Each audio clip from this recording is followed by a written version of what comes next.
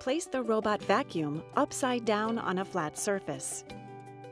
Using a screwdriver, loosen the 6 screws that retain the bottom cover.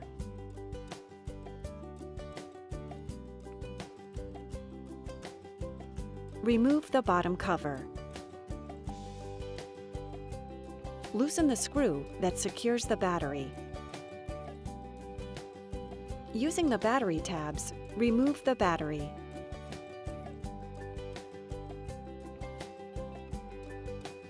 Align the new battery with the battery well and carefully place it into the robot. Tighten the battery screw.